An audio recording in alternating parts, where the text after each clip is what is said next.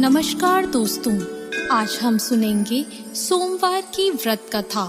प्राचीन काल की बात है।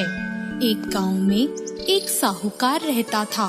साहूकार बहुत धनी था, लेकिन उसकी कोई संतान नहीं थी।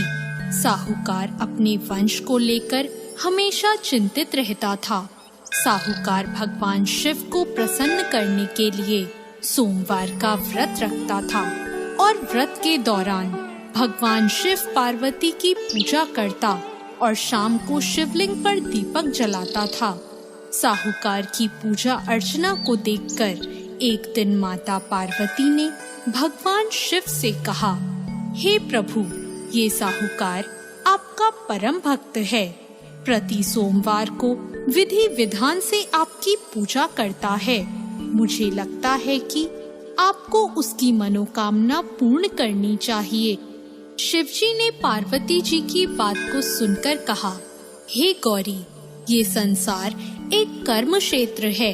जैसे एक किसान अपने खेत में बीज बोता है तो कुछ वक्त बाद उसे पेड़ मिलता है, उसी तरह इस संसार में आदमी जैसा कर्म करता है उसे उसका वैसा ही फल मिलता है।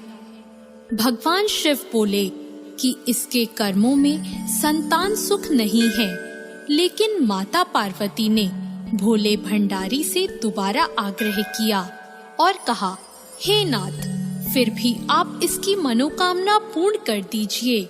यह आपका परम भक्त है। अगर आपने अपने भक्तों की इच्छा को पूर्ण नहीं किया तो वो आपकी पूजा आराधना क्यों करेंगे? माता पार्वती के इतना आग्रह करने पर भगवान शिव ने कहा, यह साहूकार बहुत धनवान है और इसके कोई पुत्र नहीं है, इसलिए ये सदैव चिंतित रहता है। लेकिन इसके भाग्य में संतान योग भी नहीं है। लेकिन तुम्हारे आग्रह करने पर मैं इसे पुत्र प्राप्ति का वरदान दे देता हूँ। लेकिन इसका जो पुत्र होगा वो केवल 12 सालों तक ही जीवित रहेगा। फिर एक रात्रि शिवजी ने साहूकार को स्वप्न में दर्शन दिए और कहा कि उसको जल्द ही पुत्र रत्न की प्राप्ति होगी, लेकिन उसका पुत्र दीर्घ आयु नहीं रहेगा, बल्कि केवल 12 वर्ष तक ही जीवित रह पाएगा। यह बात सुनकर साहूकार ना तो प्रसन्न हुआ और ना ज्यादा दुखी हुआ। साहूकार ने इस बात को सुनकर भी पूजा अर्चना जारी